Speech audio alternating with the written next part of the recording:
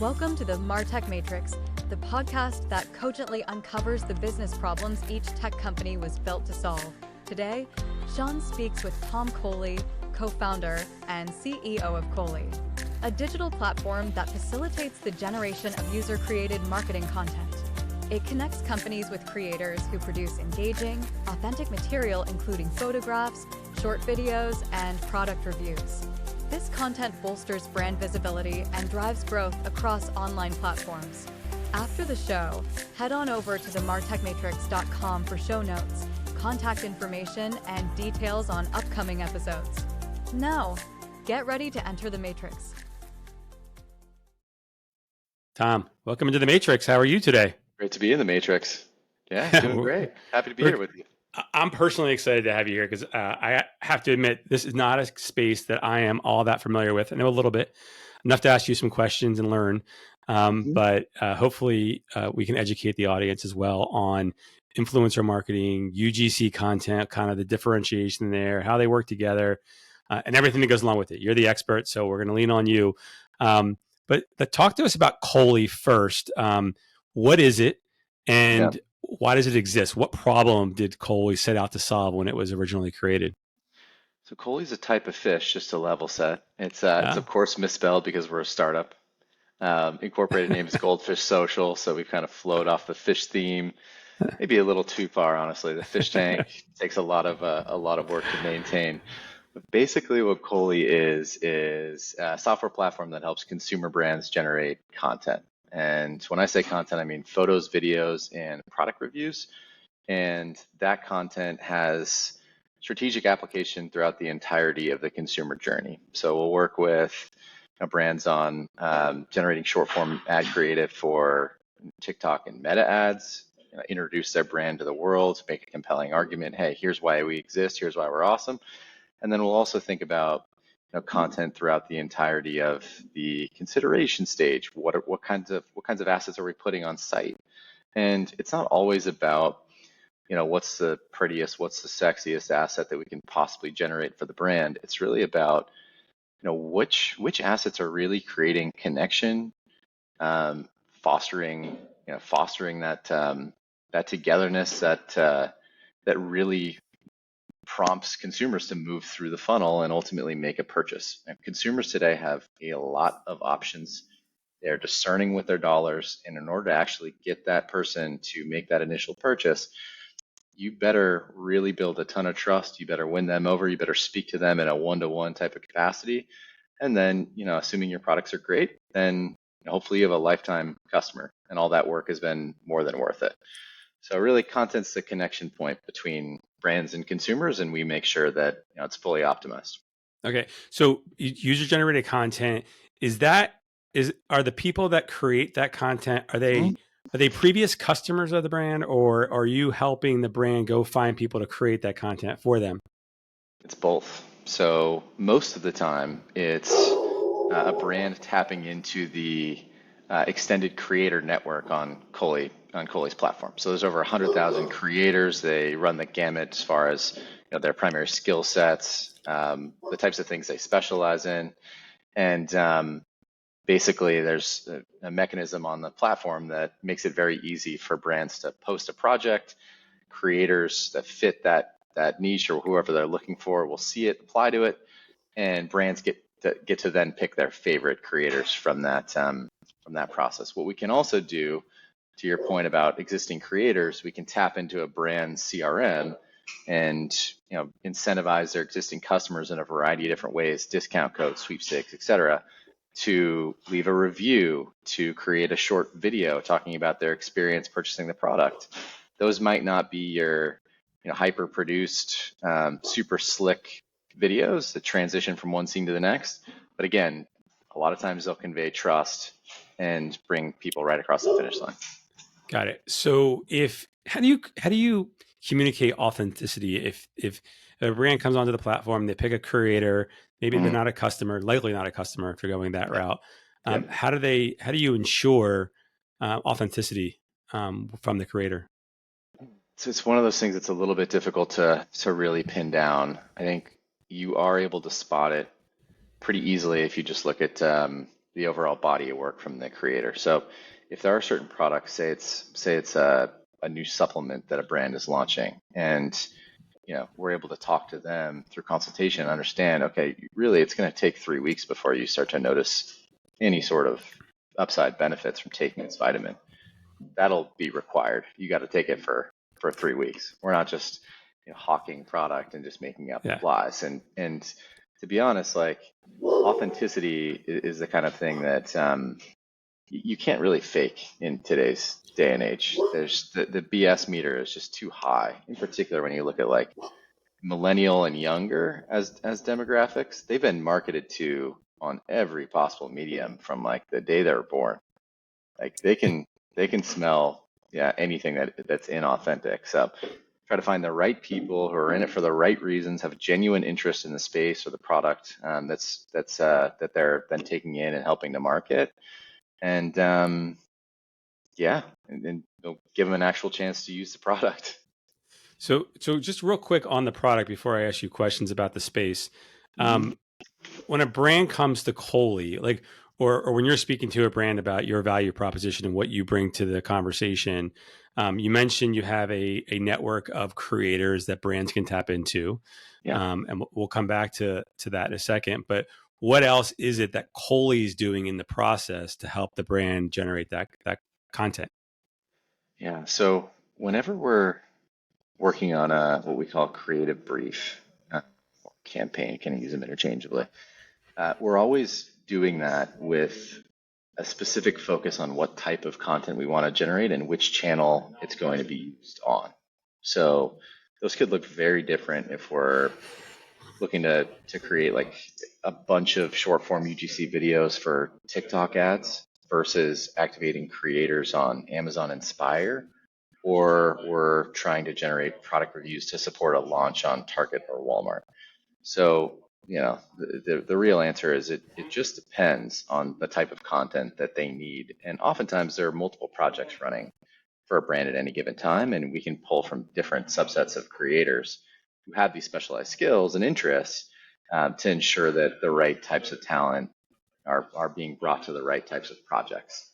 And then from there, they'll there's a variety of different checks and balances throughout the creative brief process that allows brands to communicate directly with creators, take in sample content, campaign ideas that they might have, and then approve the assets prior to them going live or them taking in ownership of the actual content itself.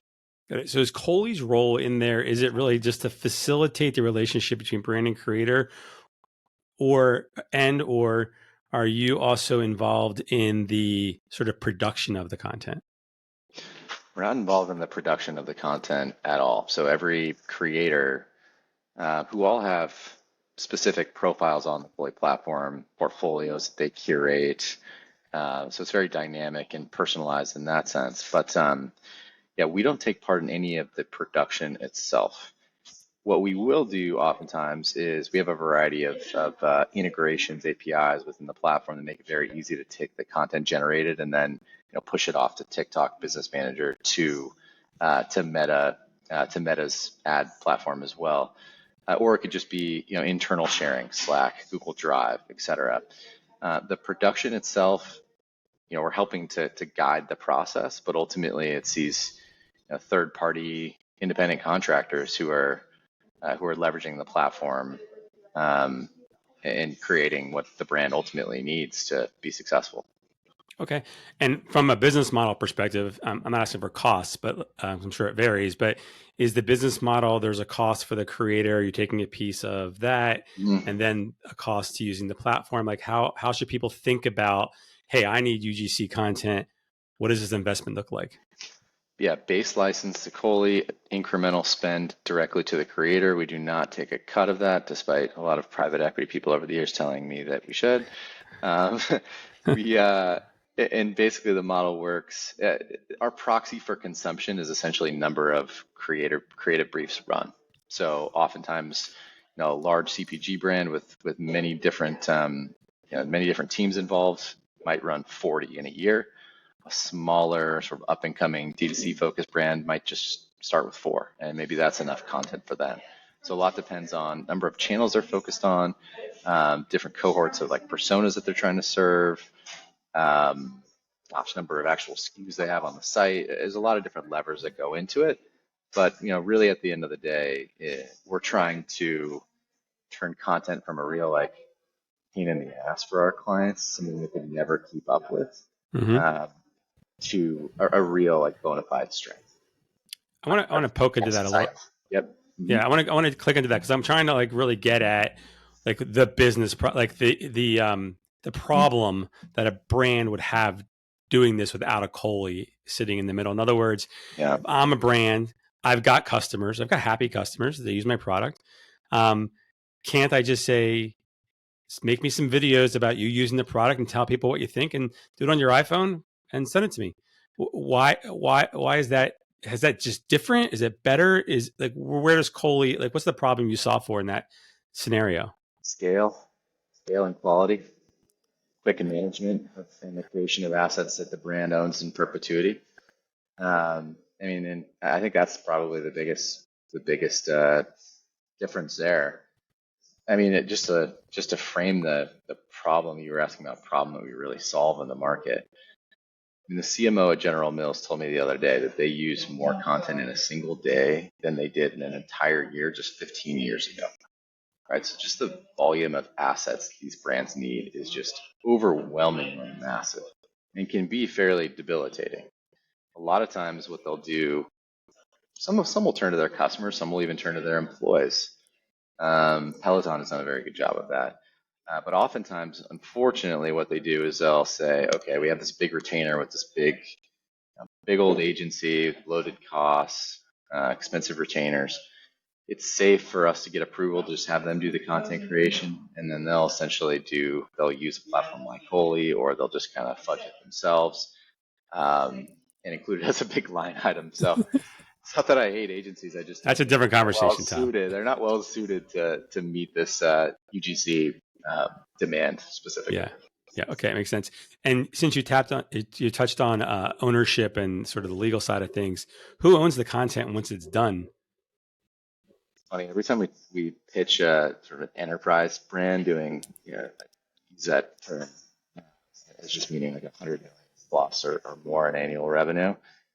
Whenever we talk about the fact that we secure content rights in perpetuity for them, they're always like, why didn't you just say that at the beginning? It ends up being a huge pain point for a variety of these brands, because in particularly when you're working with influencers who have a decent amount of clout, decently large followings, a lot of times you have an agent representing them, and for the most part, agents are pretty well aligned with their talent, but they'll occasionally get a little nickel and dimey there. Yeah. And say, hey, okay, great, you can have the content for a month, but anything beyond that, you owe us X more. Or hey, you want to use it in TikTok, even though this was originally created for Instagram, that'll cost you more. So we take care of all of that. Creators are, of course, very well aware of that when they sign up, and they're very much at peace with it. Yeah. It's like those royalties that exist in those 80s sitcoms. I watched the Brat Pack documentary. I don't know if you've seen this. It came out on Hulu this week. Yeah. I watched it last night, and I'm looking at some of these actors who have not worked in decades, thinking, how do they live this lifestyle? It's all those royalties they're getting from 16 Candles and St. Elmo's Fire and Breakfast Club. I'll tell you what, all those actors and actresses on Friends and The Office. Yeah. It's just never. Their kids don't have to work. Seinfeld, right? Seinfeld's probably the biggest one. Okay, so help us understand in the ecosystem. I feel like I personally use UGC and influencer marketing synonymously. Like I always put them in the same sentence. What's the difference if you're a brand thinking about this space? Like, is if I had to guess, I'd say UGC's content, influencer, are people. But tell me how what it really means. There's some overlap there. So actually, it'd be helpful to take you back to sort of the genesis of the company. So Eric, my co-founder, and I were working at a company in Silicon Valley called Pecora. And there we were helping consumer brands find primarily photos that ordinary people were taking and posting onto social media on their behalf. So we help them find it, get rights to it, and then help them put it to work right at the point of purchase on product pages. Now, that came with a lot of issues. About 98% of that content was totally unusable. It was a Nike shoe with an Adidas sock. Nike can't use that. Neither can Adidas, right? Or it just it was a little bit of a gray area in terms of legalities. We were literally having big brands comment, "Can I have rights to this?" in the comments of an Instagram post, and then they were taking it and using it. It's like, I don't know what the book says on this, but it's a little weird. Having said that, when we were able to find the right types of organic user-generated content to put right at the point of purchase, the data was staggering around what it would do for conversion rates. And no one knows this for sure, but my well-informed theory is that it's just the psychology of relatability and confidence that this is a real product. Real people have enjoyed using it, have had utility using the product, and great. I'm gonna push it through. So oftentimes with fashion back in the day, it was okay. This product, the shirt looks great on David Beckham. Like, I ain't built like David Beckham, so like, would it look good on me too? Okay, great. So there's this like connection point there, and you've seen that as sort of broad strokes marketing trend over the last decade as well. It's inclusivity, diversity, representation, those types of themes are really critical to create connection, not just like pie in the sky, aspiration, unattainable type of marketing that like Abercrombie used to fire off, right? So it's a whole different world, right? Like the Abercrombie models, the Kate Moss guest days, like that's not the body image that we want our kids to think is normal. It's funny. I want to click into something here. You talked about like in your previous company, you went out and you got content of people on social media that were using a certain brand. And I had my own example, and I'm curious to know what the legality or the laws are behind this. So when my son, he's now 15, when he was, I don't know, 3, he got his first ice cream cone. And we were at this dairy in California, and there's a cute picture. My wife put it up on Facebook, right? And her friend reposted it. And then somebody at the town saw it on her Facebook and took it. And next thing you know, it's on the back cover of like, it's in an advertisement, basically on the community, magazine. They never asked. I mean, judge says illegal violation. Yeah, you need to secure written approval there and explicitly state where it's going to be used in that instance. So you should be getting Seinfeld level royalties. I tried to get free ice cream, but they didn't bite. Just give me like a free milkshake. just give us a free cone a week, and that'll save me some money. Yeah, get it real quick to I didn't quite finish I didn't quite put a bow on how the Genesis story ties into your initial question. When we saw influencer marketing becoming like a very table stakes popular strategy for consumer brands, we saw those influencers as being most valuable for the really high quality content that they were creating, and not as much so for their influence. Now, the influence component is critical. It's very valuable, and it's a space that's projected to continue to double just about every year in the coming decade. However, we very much had the sense that like scalable, quality, rights approved, user generated content was going to be more and more critical for brands across digital. That was before Instagram stories / reels, TikTok, Snapchat was just becoming a thing. So, frankly, when we first launched with this video first angle, people didn't respond to our emails. We thought we had like a domain spam issue. Turns out it just wasn't desirable. That's okay. Start doing more on the like photography side, and then eventually, of course, because of little that we did to influence this, the space just kind of moved in that direction. Short form UGC video became more and more critical, and we were very well positioned to capitalize on that trend. I'm curious on that. Earlier, you mentioned the CEO, I think, or CMO of General Mills. Mm-hmm. I remember back in the day, like in the early 2000s, when brands wouldn't touch UGC. They were like, "There's just no way we're going to license out our brand to a user." What changed and when? Was it the social media platforms themselves? Is it generational? Like, what caused the shift? And then what was the catalyst for brands being okay with it? It is a very interesting question. It's this classic like performance versus brand battle. And I think, we've gone through a variety of different positions, at least me personally, on this endless battle. On the one hand, we firmly believe that like data should be the loudest voice in the room at all times. If the goal is to maximize performance and to grow the brand, then we got to listen to what's actually performing across these channels. And it's okay if the content that you're utilizing on TikTok isn't necessarily the most on brand thing of all time. And what does on brand even mean? I've run a variety of experiments with people in brand, and I've said, all right, of these two photos, which one's more on brand? You survey enough people, it's about 50-50. They have no idea. Having said that, brand guidelines, staying generally consistent, not just being a chameleon and totally selling your soul out for every single consumer, brand to consumer situation is not going to work either. People will see through that, and back to this theme of authenticity, that's just not authentic. So we've kind of settled in 8.5 years in now with the business on where the space is, and I think there is a happy marriage between performance and brand. You have to stand for something while at the same time letting the data guide your content selection and ensuring that everyone's on the same page around what our goals here are. Is our goal to appease our founder and put out content on social media that's on brand, or is our goal to grow the actual damn business?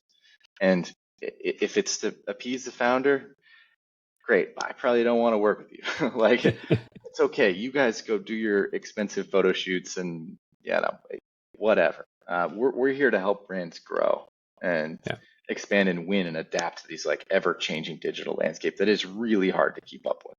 So that's what gets us fired up. Yeah, I think on brand means it's aspirational for the brand. Like, what do we want to be? That's what we want on brand to mean to us. No, but I think 8.5 years. I mean, to me, that feels like early, right? Like it makes sense that you're starting to really pick up speed. I also have to imagine, just looking at my own life and my kids and my wife, generationally speaking, there's been this shift. Like, my kids don't watch TV, and if they do, and there's a commercial, they fast forward through it. So they're not, but they complain about ads, and I laugh at them. I'm like, first of all, everything you have is related to ads, so stop complaining. Second, you're influenced by, use the word over again, but influencers all day long. They watch YouTube and TikTok and Instagram Reels and YouTube Shorts, and you ask for these things all the time, whether it's a video game or something, whatever it is. They don't see it as advertising, and I think that's really interesting that they don't think that they're being marketed to, and in fact, they are, probably more so than we ever were. Oh yeah, on every different channel, right? I mean, think about all the different brand and consumer touch points that exist. But you hit on a really good point there. So traditional advertising, if you think about like a 1980s TV ad that you would have watched when you were watching a Cubs game back in the day, a lot of times it'd be like, product in your face. This Old Spice deodorant is so fresh. It makes me feel like I smell like a mountain spring. Now, a lot of the advertising is a lot more subtle. Get ready with me for my day. I got a big meeting later. I'm going to wake up. I'm going to, grab my coffee and like, oh, by the way, like, this is my favorite deodorant. It's unbelievable. It keeps me smelling great all day. Now I'm off in the car. Here I go. Like it's a little bit more subtle because it's integrated into the actual like lives of these creators that we, many of us follow and ultimately feel like we know. And that's a way to convey real trust. Humanizing it, right? It makes it real, makes it human, and it goes back to what I was saying earlier about like the Kate Moss guest days and Abercrombie and those early, when it was all about like the skinny models, and people finally, I think generationally at least, I think our generation started to get fed up with it and be like, that's not the right body image for us. It makes us feel terrible. We don't want our kids to feel that way. And then so we raised our kids very differently, and now they're behaving very differently because of it. I mean, maybe there's some study around this. Yeah, no, I think you're spot on. I mean, yeah, I think about that as a father of a daughter. Like, that's what kind of world do we want to live in? What sorts of examples do we want to set for them? Yep. And there is something to taking advice from your peers. This is a good opportunity for me to plug something because I think it's highly relevant. Our company is building a platform. We've talked about it a little bit, called Blurbs. And Blurbs is really to help companies like yours get in front of the right buyers in a voice that resonates with them. Something clean and simple, no jargon. It's not too long. And part of the roadmap is to have this sort of advocate program. And it's where we have a community of buyers, and they say, these are the brands I love. And they give like a 30-second, 60-second video review and about why. And I think that the value there is like, I can see not only do they look like me, if that's even relevant, but I also know from their profile they have a similar tech stack, and they're in a similar vertical. It creates relevancy, right? And I think that's what we're getting at here is like, when I see somebody like me pitching a product in a sort of less, maybe not highly polished way, it resonates with me in that, hey, I'm like that guy. That guy's like me. Yeah, what you're also onto with Blurbs is that you're enabling buyers within these companies to meet vendors in a way that feels more authentic. And it's like, okay, here's what I need to understand. I need to understand how Cohley stacks up to XYZ competitor in the influencer space, in the content space. What do I need to know? So it's basically like what you're creating with Blurbs is essentially like, asking you where I should get a cheesesteak in Philly, trying to create like real, like authentic, trustworthy information as opposed to just being marketed to like that old-fashioned Old Spice ad, like just to bring it full circle. So yeah. No, love what you're doing there.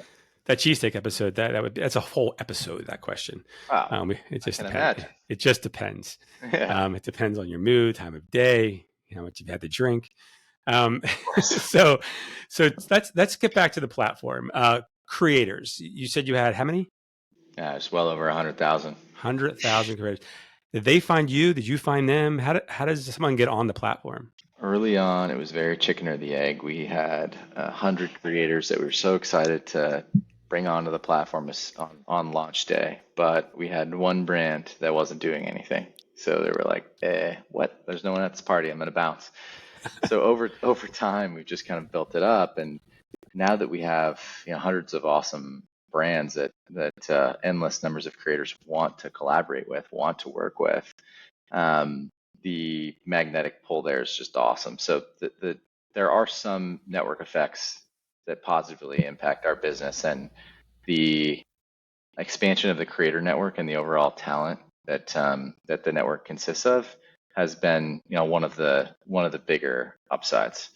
Marketplaces, pretty tough. Like you're very reliant on humans on both sides, and there's a lot that can go wrong when humans are involved.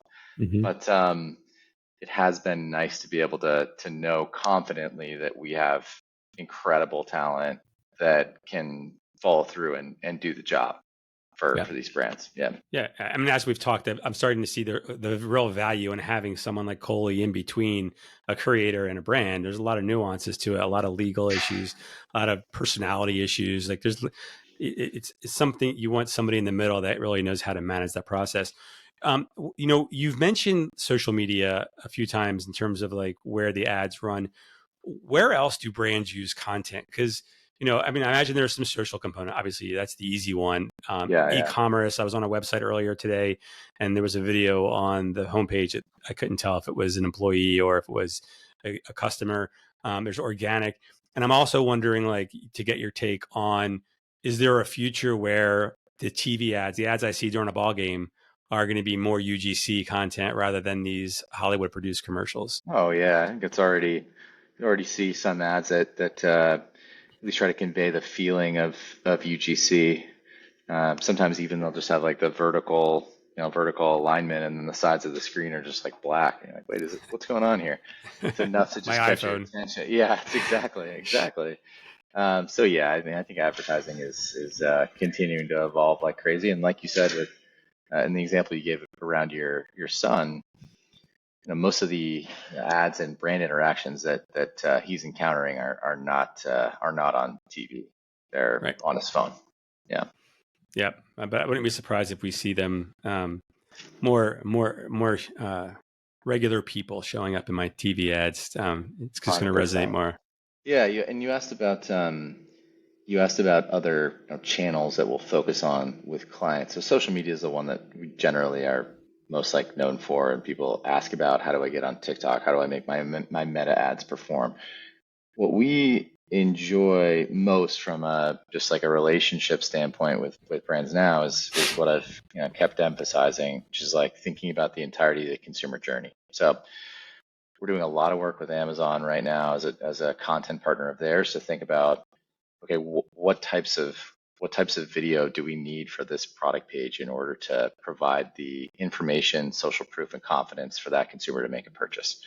And Amazon's also really serious about social commerce, social shopping with their Inspire app, which lives within the Amazon app at the bottom there. They see TikTok as a growing competitor, and that's like a King Kong versus Godzilla battle brewing there for sure. People love to shop right on their phones in app. You have captive audiences. It's very easy to just sort of one-click checkout on Amazon, which is obviously an incredibly efficient way to shop. Sometimes dangerous for the actual consumer because it's just so damn easy. Totally. But yeah, so same thing on Walmart and Target as well. We're thinking a lot about the content that those pages consist of. Walmart and Target in particular have also put a lot of pressure on their actual vendors to do everything possible to put their best foot forward from a content standpoint on their product pages. They plays into SEO rank. They know it impacts conversion rank. So oftentimes they'll come to us. These brands will come to us and say, hey, Walmart's all over me. Like, I got to improve the content on XYZ SKUs within this category. Like, what can we do? Interesting. We'll get to work. Yeah. Interesting. I have an idea for that. We'll talk about later. And just curious there. So social, what's a social shopping or that's when I'm watching like a TikTok video and I see an influencer ad and then I'm like, just click to buy, right? Just right there. Just like I do one click now. TikTok shops. Yep, exactly. Yep. Which is directly integrated into a lot of the content. Mm-hmm. Yeah. I was thinking like the one place I actually watch videos, UGC videos, is on Amazon pages when I'm buying something a little bit more complicated than my, I do too. Yep. And sometimes they're awesome and sometimes they're terrible. So I think, there's got to be that happy medium where Amazon's making sure that it's quality UGC, and it's probably a upper tier. Like it takes it to a whole other level, but I can definitely see where they could benefit from having a partnership with Cohley to help make sure that all of those UGC videos are of a certain quality. Let's play that out. What do you view as quality when you're shopping for, say, a complex item on Amazon? I'll give you an example. I was shopping for a trampoline last summer, and I think for me, it was like, how hard is this thing to build, right? And I'm trying to figure out, do I want springs or not want springs, right? And watching people unbox and build, and the kind of things my kids watch on YouTube, right? Of the things they're interested in, the unboxing. But like, I wanted to see someone like me, a dad, in his backyard building these trampolines, and I wanted good video. I wanted to see everything, and I wanted to know, like, I didn't want it edited because I didn't want all the hard stuff edited out. I wanted to see for real what am I getting myself into here. That's a perfect example. Yes. I mean, what you're looking for there is information and confidence. You're not looking for aspiration at that point. So when we think about video reviews on Amazon, sure, there could be an aspiration component. Unboxing, the feeling of unboxing is incredible, like dopamine rush for most, crazy Americans. But another thing that we'll really focus on is we'll we actually have a tool that does this. We'll look at the commonalities of all like 1-star reviews and also 5-star reviews. And we'll look at it and say we're looking at 1-star reviews. What are the most common objections or pain points associated with this product? Okay, this is a coffee machine. Some people say it's very difficult to clean. Okay, that's great.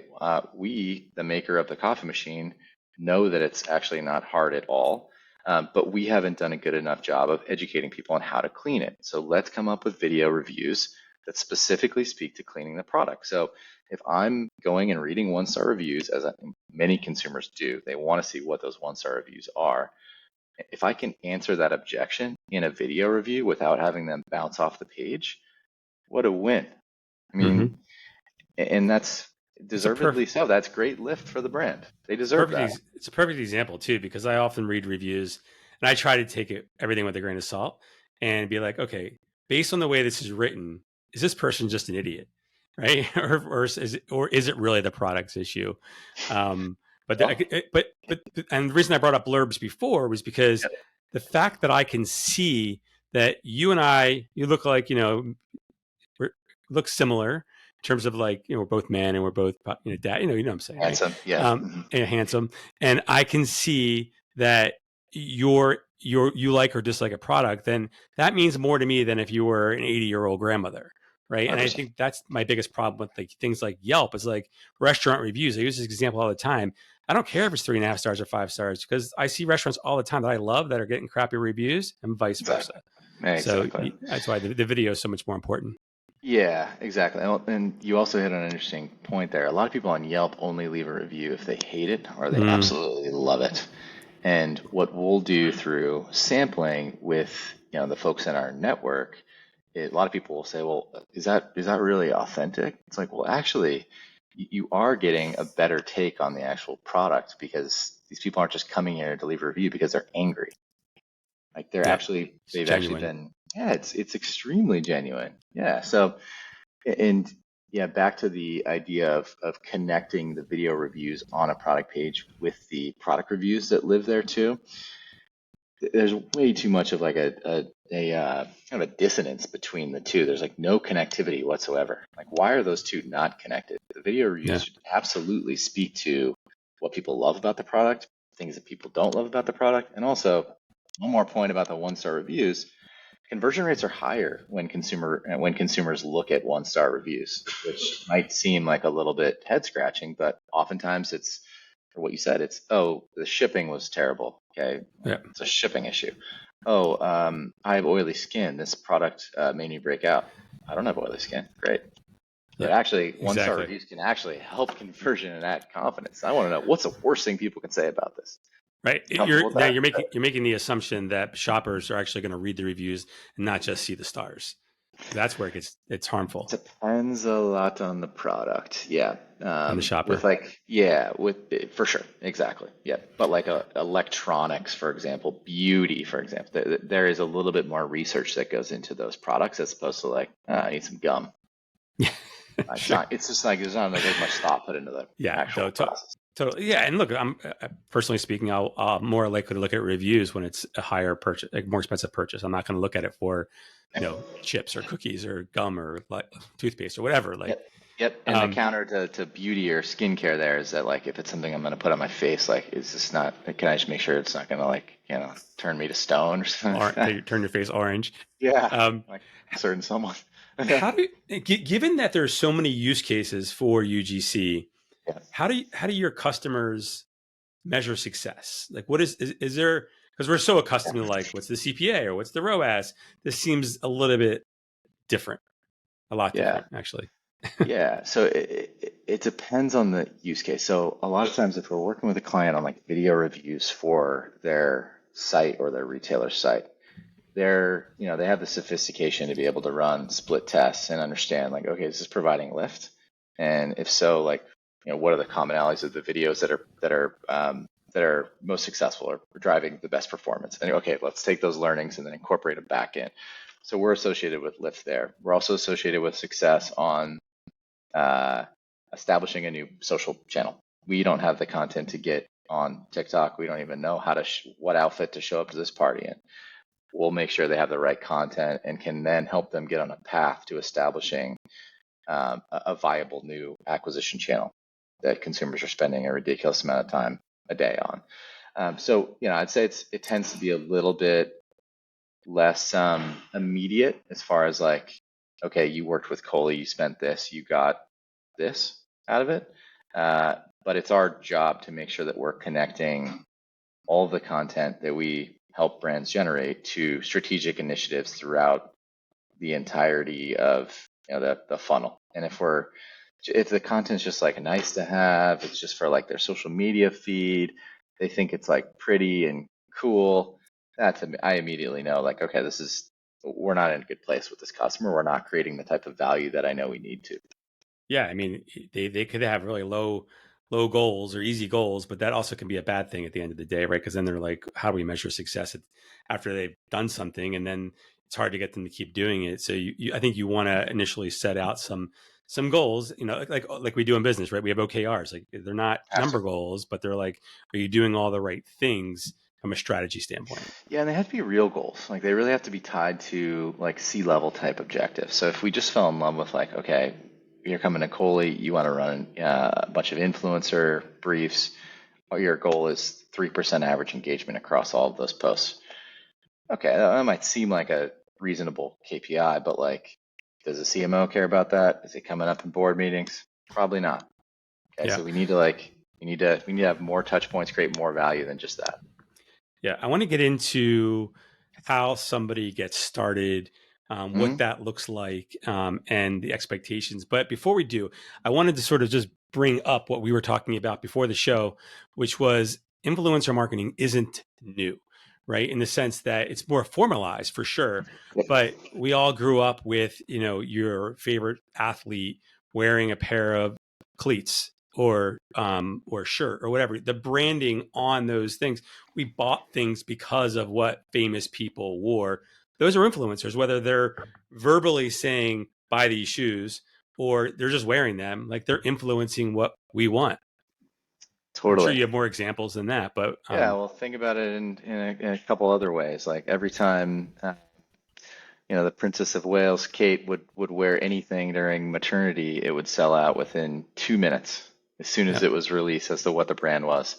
I mean, Michael Jordan, signature shoes, like the ultimate influencer, multi-billion-dollar enterprise.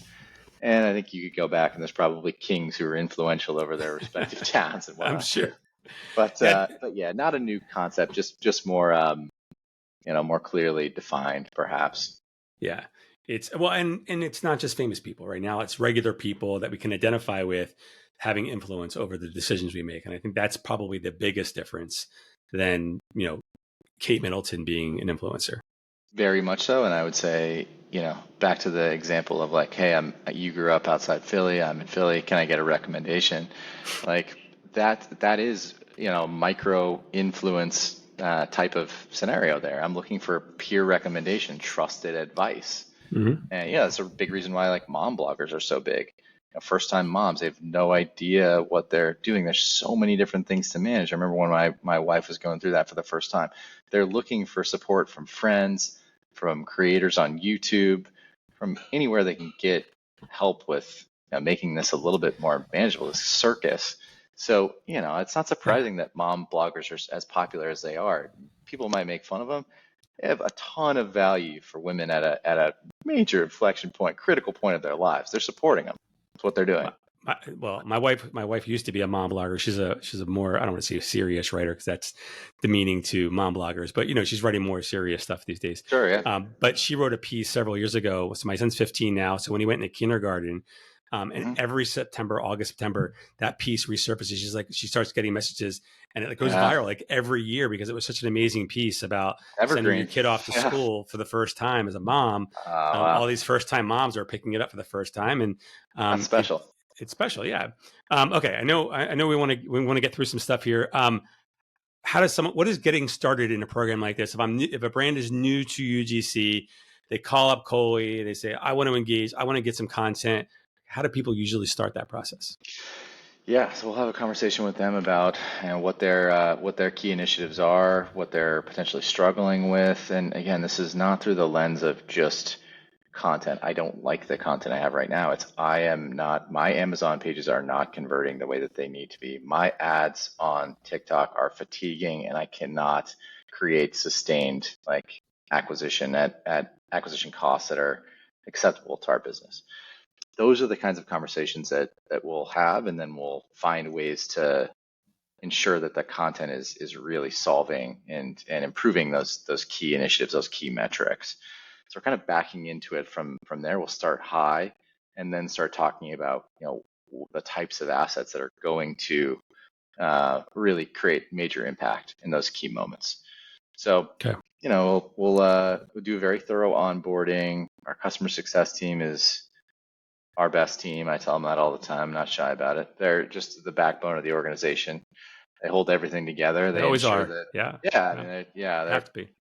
they're just remarkable. I'm I'm so impressed by them every day. They make sure that this software platform, which is just a bunch of code, actually yields the type of outputs that really matter to brands, and that's pretty cool. It sounds like it's more like in the early stages of an engagement, it's very consultative. It's much more like an agency engagement. But then I imagine over time it gets a little bit more, easier. Yeah. And They have a hang of the software platform. They know the ins and outs. They've saved their favorite creators within our creator hub. They have maybe a mini ambassador program going. They have a variety of different initiatives moving at any given time. And then it's, maybe we just check in thoroughly every month or so and just see how things are going. Whether they like it or not, we'll usually show up on their doorstep. We make a big emphasis to get together in person, kind of old school like that. So we're typically very involved, but over time, I'd say, it's fair to say that people get in the swing of it and can manage pretty independently. Okay. One last question. What's the future hold for Cohley? What's the roadmap look like?